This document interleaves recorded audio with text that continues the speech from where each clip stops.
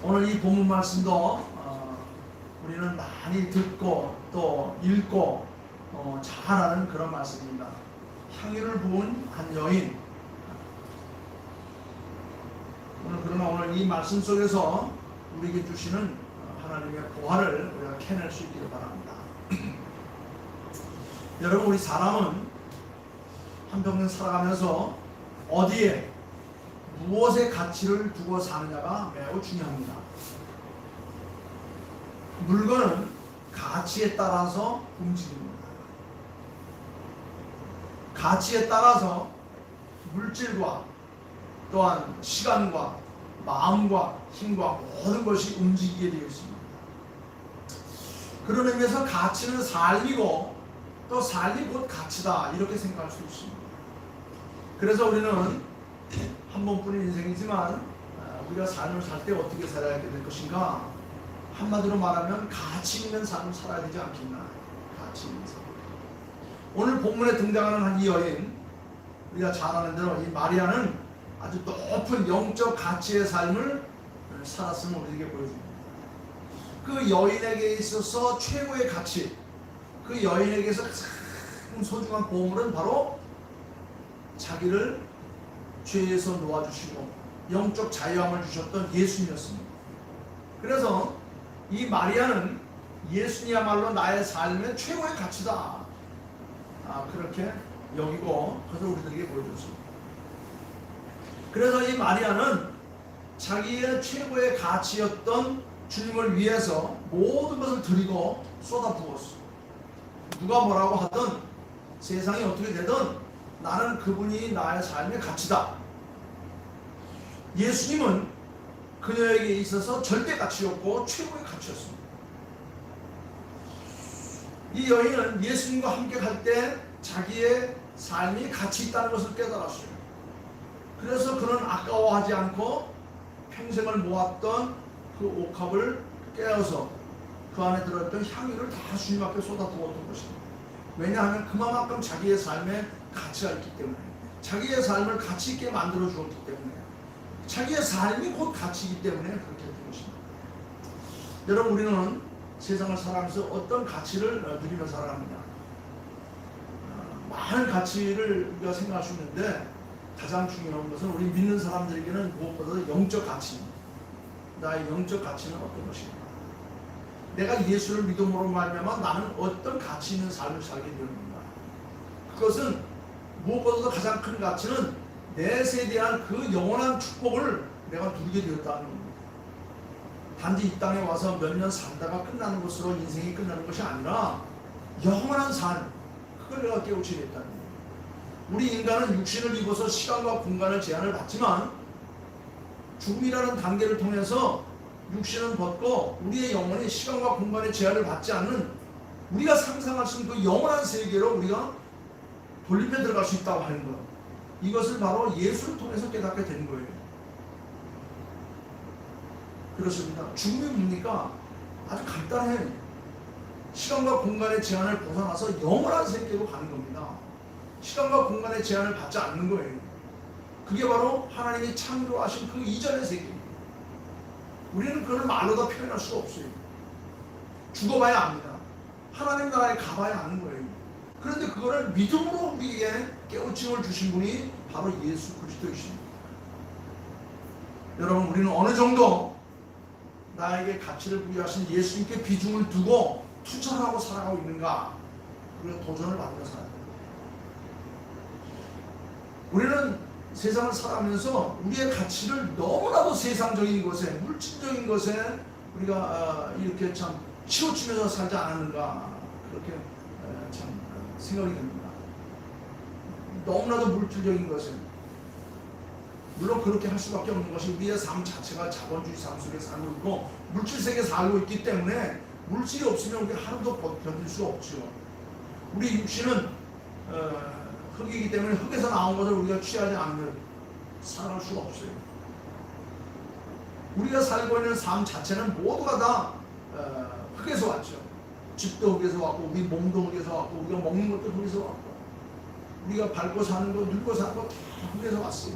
그러나 그것은 이 땅에 사는 한 동안만 제한되어 있는 것이고 우리가 육신을 벗고 하나님 나라 갈 때는 그 모든 것은 다 떠나는 겁니다.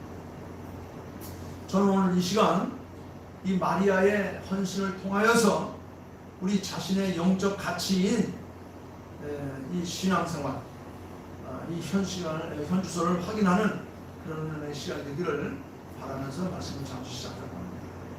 자, 첫째는 이 여인에게 있어서 최고의 가치였던 예수님께 그는 어떠한 삶을 살았는가. 여기 3절 말씀 보니까 예수께서 베다니 나환자 시몬의 집에서 식사하실 때에 한 여자가 매우 값진 향유 곧 순전한 나드 한 옥합을 가지고 와서 그 옥합을 깨뜨려 예수의 머리에 부었다. 베다니에 있는 나환자 시몬의 집, 거기에 예수님께서 오셨다는 이야기를 듣고 이 여인은 부랴부랴 모든 것을 다 싸가지고 그곳에 찾아갔습니다. 베다니에 있는 나환자 시몬의 집. 마리아가 향유를 부은 것은 자기의 집이 아니에요. 베다니 나환자의 집이었다. 예수님이 거기 계시다고 하니까 그곳에 찾아간 것입니다. 마리아는 예수님께서 향유를 붓기 위해서 시간을 내어서 나환자의 집에 누구도 꺼려하고 가기 싫어하는 그 모든 고통을 다 극복하고 그곳에 찾아갔습니다. 예수님을 위해서 시간을 내었습니다. 갈 수 없는 곳이었습니다.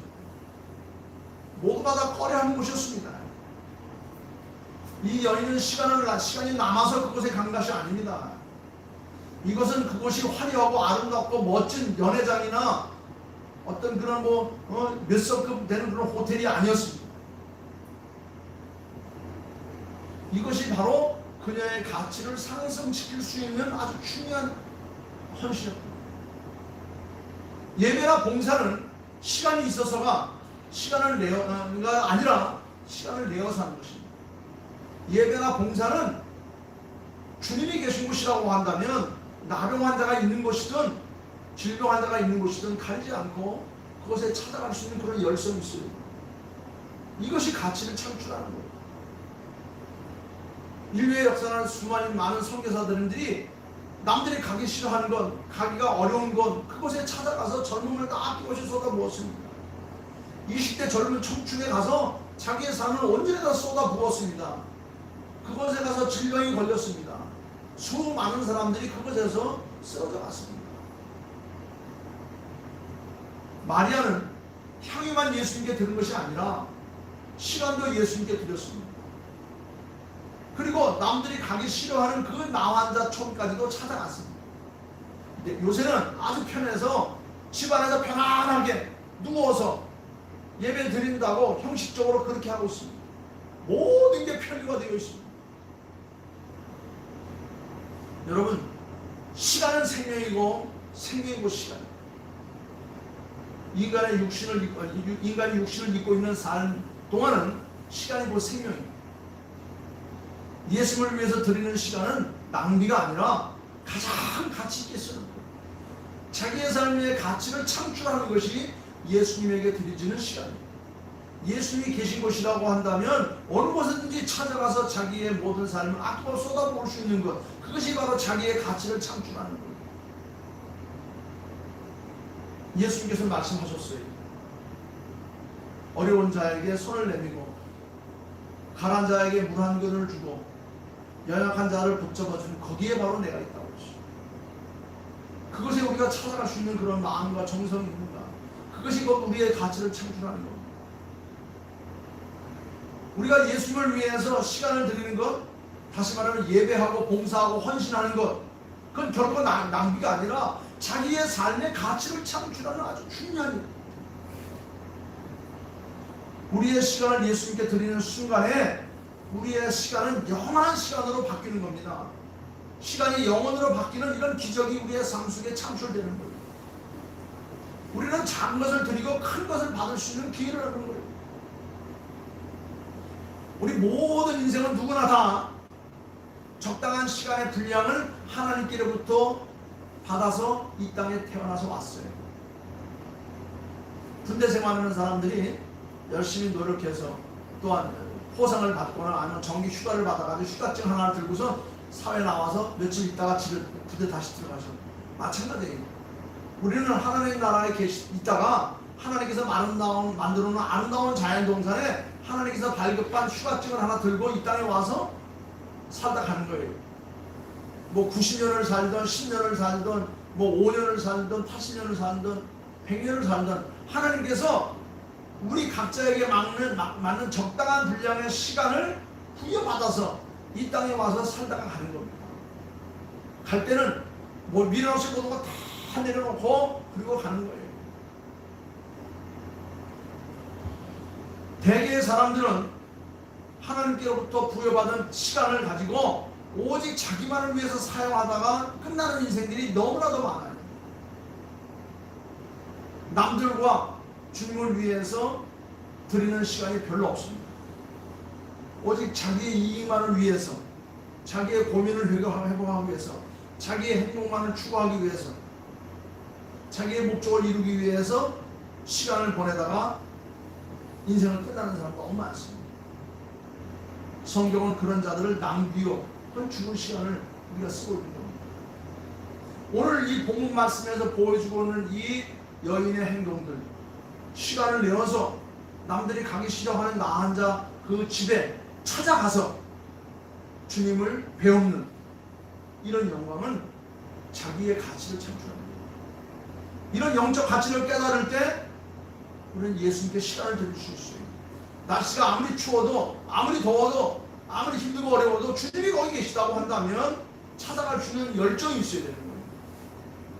오늘 아침 온도를 보니까 영하 18도더라고요.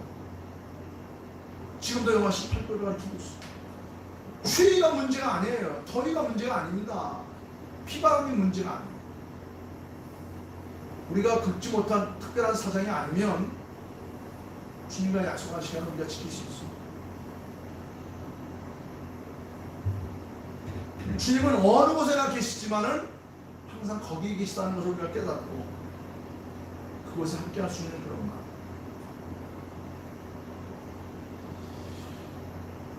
하나님께서는 우리 모든 성도들에게 비전을 주실 때에는 그 비전 배후에 어두운 글도 있다는 것을 잊으면 안 돼요. 지금 이 앞에서 빛이 비춰지는데 여기는 환하지만 이 뒤는 어두워요. 여기는 지금 따뜻한데 이 뒤는 지금 등이 시려요.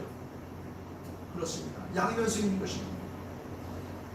하나님께서는 우리에게 빛을 강하게 비추실 때에는 그 빛 뒤에 어둠도 있다는 것을 우리를 깨닫게 하시는 겁니다.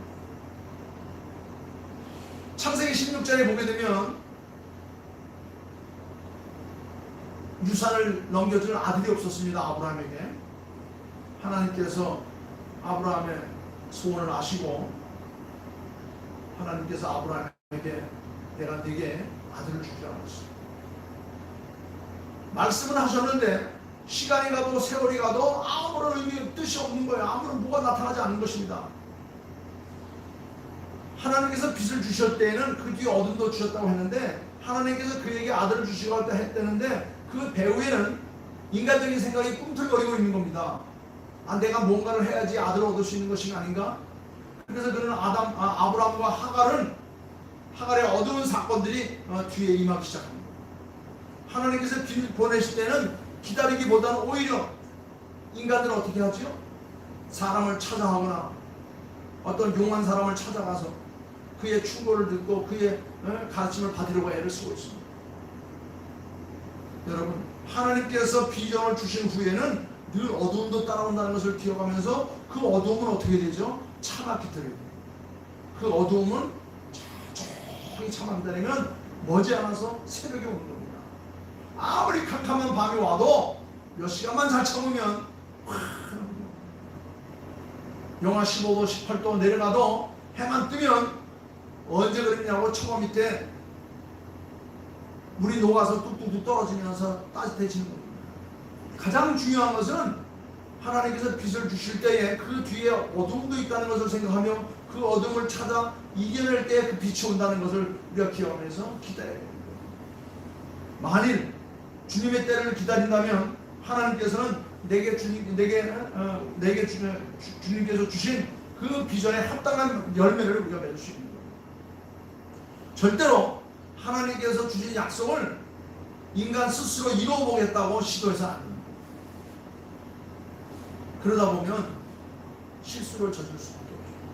아브라함은 하나님의 약속을 믿고 13년간의 침묵을 지난 끝에 결국 그동안 스스로 할 수 있는 것은 아무것도 없다는 것을 사실 깨달았습니다.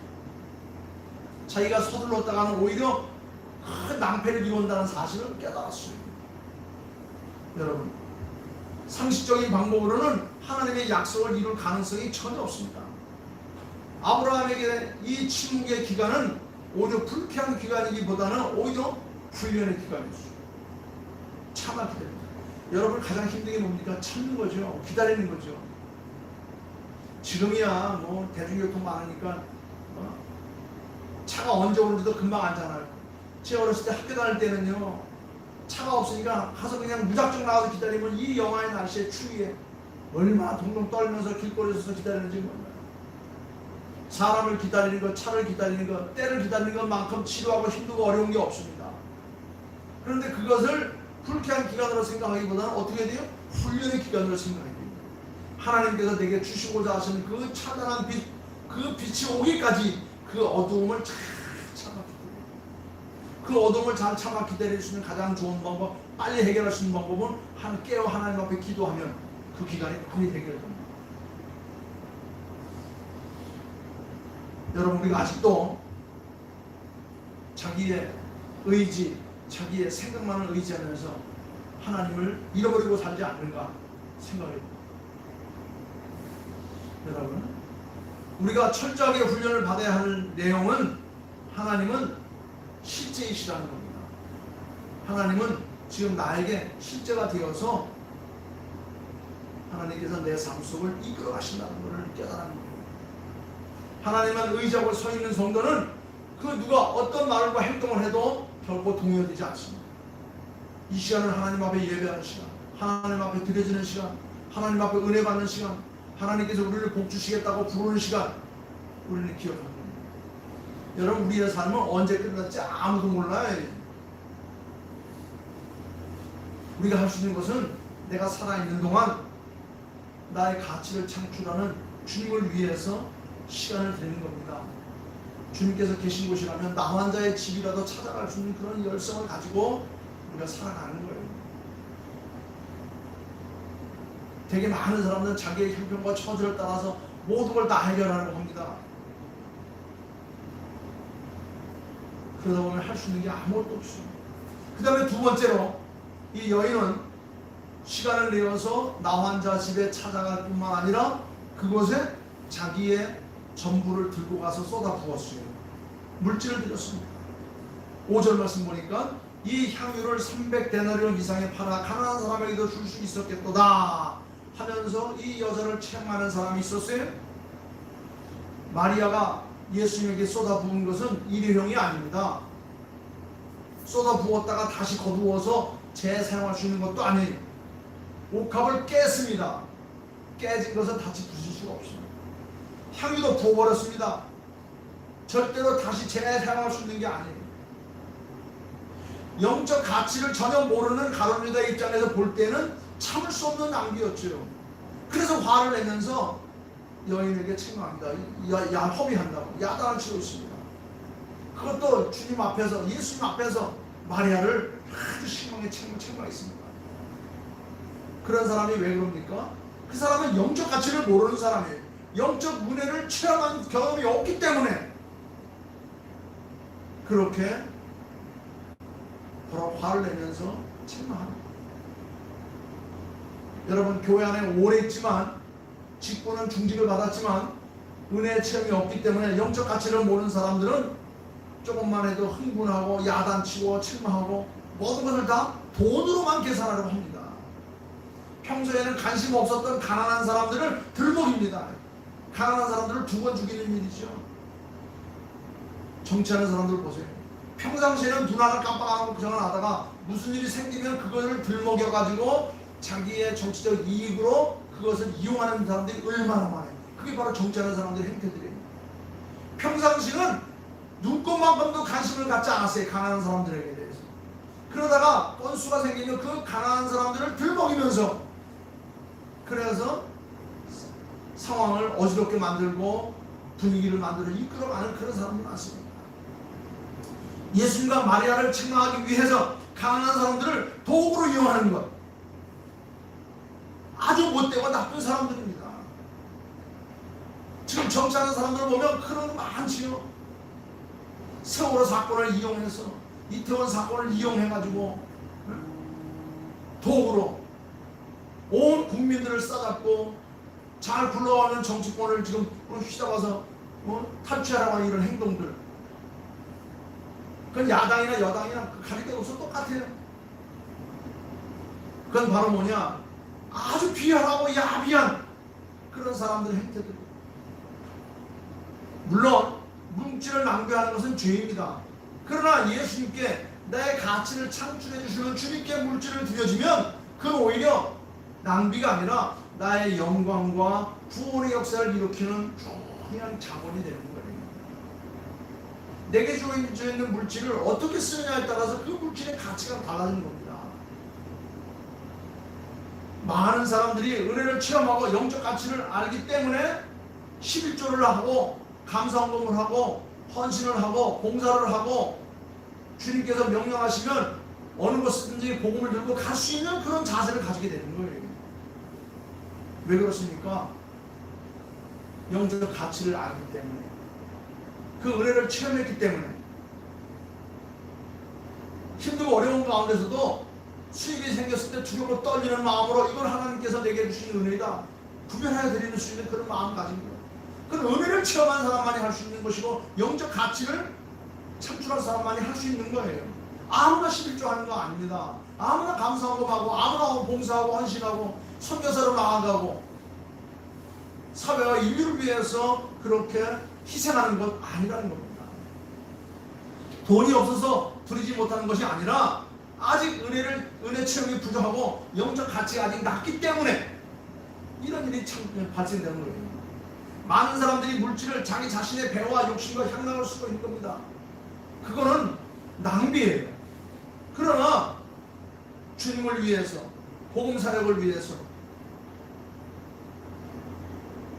내게 주어진 것을 주님을 떨리는 마음으로 구별하여 가치를 사용할 때 그건 가장 가치 있는 일이고 하나님 나라에 저금하고 투자하고 미래를 쌓아가는 거예요. 최고의 저축이고 투자인 것입니다. 하나님 나라에 천국 번트를 드는 거예요. 투자하는 겁니다. 예수님께서 이 사실을 산상 모은 첫머리에서 말씀하셨어요. 너희의 공을 하늘에 쌓아. 최고의 이익을 보장하는 대박인 것입니다.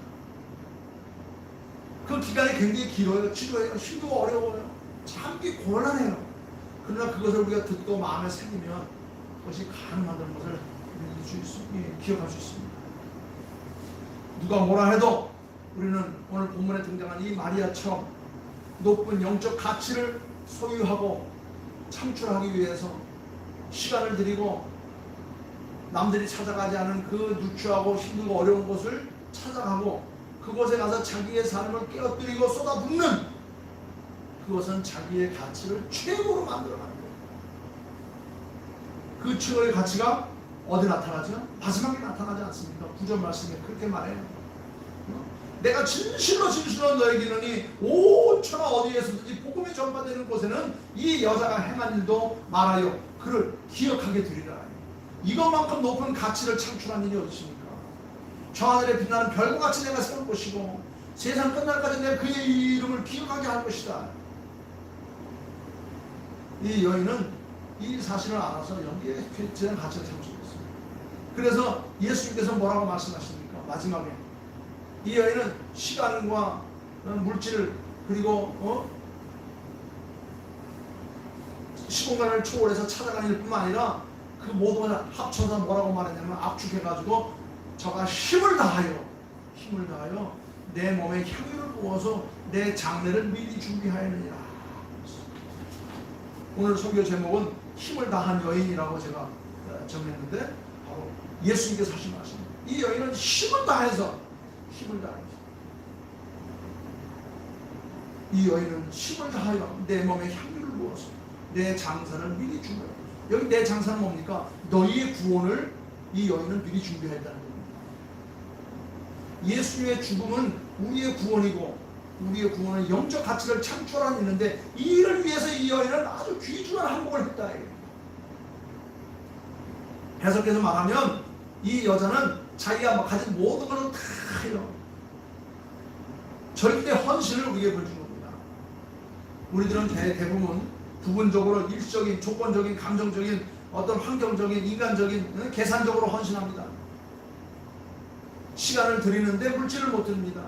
물질은 드리는데 시간을 못 드립니다. 봉사를 요구하는데 말로는 하는데 몸으로는 못해요. 그것에 가라고 하는데 마음은 있는데 돈은 드리면서 못 가는 경우가 많습니다. 대개가 다 부분적으로 하고 있죠. 마리아는 주님을 위해서라면, 자기에게 가치를 창출하신 주님을 위해서라면 모든 걸 다 드렸어요. 그래서 여기서 예수님이 하신 말씀이 저 여인은 힘을 다하여 무엇도 아깝지 않았습니다. 오히려 더 드리지 못하는 것이 안타까울 뿐이었어요.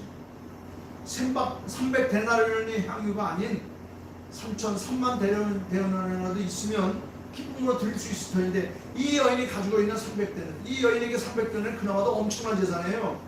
1데나리온이 장정, 그 당시 말하면 장정 한 사람이 하루 버는 품삯이에요. 300데나리온이면 이 여인에게는 엄청나게 큰 돈입니다. 전 재산입니다.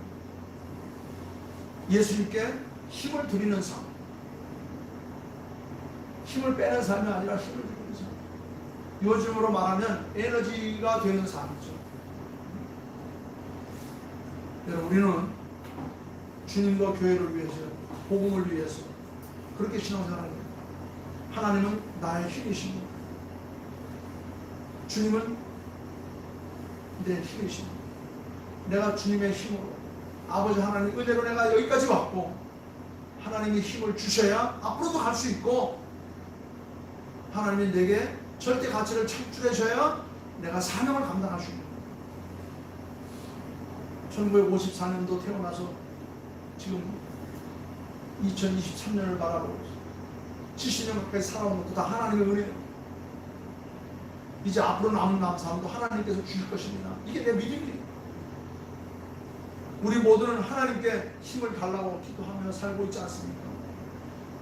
하나님께서 힘을 주지 않으면 우리는 한순간도 살아갈 수가 없어요. 지난 10년 동안 가진 질병을 제가 다 얻더라고요. 보니까 수술도 몇 번을 했는지 몰라요.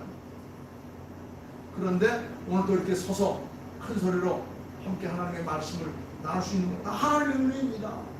하나님이 힘을 주셔서 여기까지 왔고 하나님을 힘을 주셔야 또 하나님을 살아갈 수 있고 하나님께서 힘을 주셔야 내게 주신 맡긴 사명들을 내가 감당할 수 있는 거예요.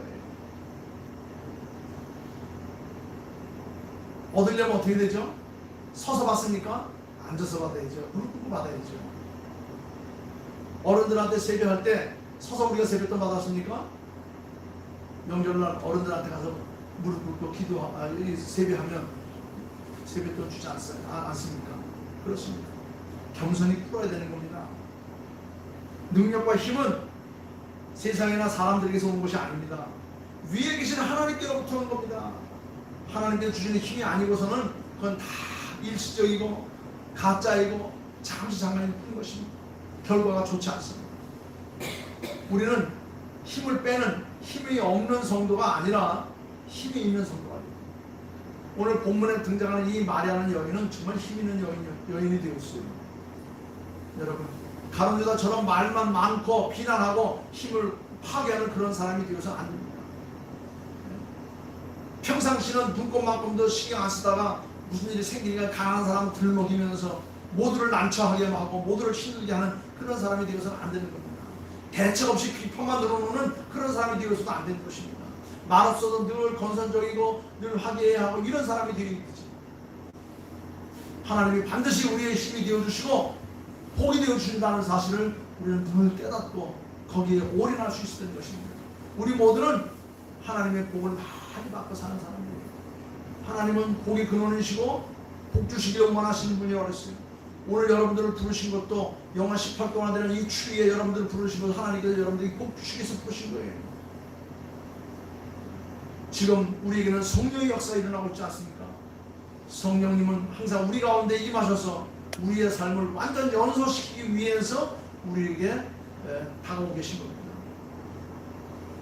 완전 연소시키는 능력이 있어야 되는 겁니다. 완전 연소가 뭐죠?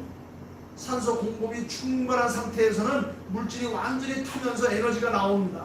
반면에 불완전 순서는 뭐냐? 산소의 공급이 제대로 안 되면 물질이 다 타지를 않아서 끓임이 나오고 에너지가 충분하게 나오질 않아요. 지금 여기 난로가 있는데 이 난로가 연통 없이 이렇게 나는 것은 완전 연소가 되기 때문에 완전히 끓음까지 다 태워가지고 그래서 이렇게 나오는데 열이 나는 거예요. 왜? 여기 산소가 계속 공급이 되고 있기 때문에. 마찬가지입니다. 우리의 삶이, 우리의 영혼이 완전 순서가 되어서 에너지를 힘있게 나타내려면 성령으로 충만해야 돼. 성령이 끊임없이 공급되어야지. 성령을 만나야 내 인생이 살아날 수 있습니다. 성령의 역사가 있어야 내가 사명을 이룰 수가 있습니다. 성령이 충만해야 하나님이 나를 낳으신 목적들을 우리가 이루어갈 수 있는 거예요. 그런데 성령을 만나지 않으면, 성령의 역사가 없으면 어떻게 되죠? 불발탄이 되고 마는 거예요. 타다만 수동이처럼 시커먼 인생이 되고 마는 겁니다. 가론 유다가 가치를 창출하는 마리아를 책망했습니다. 예수께서는 마리아를 향하여서 칭찬하셨습니다. 가만두어라, 좋은 일을 하였다. 그 여인은 너희의 구원을 위해서 내 장례를 준다 하였다. 그러면서 복음이 전해지는 곳마다 이 여인이 기억될 것이다. 주님에게 인정을 받았습니다. 하나님에게 칭찬과 상을 얻었습니다. 여러분, 우리도 힘이 되는 그런 축복을 받아야 됩니다. 그런데 가론 유다는 마지막에 어떤 책망을 받죠? 너는 차라리 나지 않았으면 좋을 뻔했도다 그랬습니다. 마지막에 예수님께서 오늘 이 여인에게는 여인을 인정하면서 이 여인의 이름은 영원히 기록될 것이다 말씀하셨는데 가론 유다에게는 너는 차라리 나지 않았으면 좋을 뻔했도다. 영적 가치를 완전히 상쇄한 사람 말씀을 맺습니다. 오늘 우리가 늘 듣고 읽고 보았던 이 말씀 속에 주님께서 우리에게 주시고자 하는 메시지도 뭡니까? 우리의 영적 가치를 주님 가운데로 창출하기 위해서는 내게 주어진 시간과 물질과 힘을 주님께 드림으로 말미암아 우리도 영적 가치를 창출하면서 나보다 더욱더 멋진 인생을 살아갈 수 있는 저와 여러분들 될 수 있기를 주님의 이름으로 축원합니다. 기도하겠습니다. 아버지 하나님 감사합니다. 찬양과 영광을 돌립니다. 사람이 어디에 무엇에 가치를 두고 사느냐 참 중요합니다. 가치에 따라서 물질과 시간과 마음과 힘과 모든 것이 움직여지고 달라진다는 것을 깨닫습니다.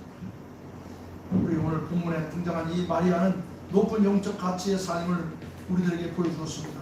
우리도 주님 앞에 내가 받은 시간과 물질과 주님께서 요구하는 헌신과 봉사와 또한 지시하는 곳에 복음 들고 갈 수 있는 이런 아름다운 역사가 있어 우리의 삶의 가치가 더욱더 창출되게 하옵소서. 오히려 이런 것들을 비난했던 가론 유다는 너는 차라리 나지 않았으면 좋을 뻔했다는 그런 책망을 받았지만 이 여인은 너는 영원히 너희 이름이 기록될 것이다라고 인정될 것이다라고 그런 칭찬을 주었습니다. 오늘 주신 이 귀한 말씀 우리 마음속에 담아서 우리도 주님과 더불어 아름다운 가치, 높은 영적 가치를 창출하며 사는 저희들 다 되게 도와 주시옵소서. 감사하오며 우리의 가치를 드높이시는 주님의 이름으로 기도하옵나이다. 아멘.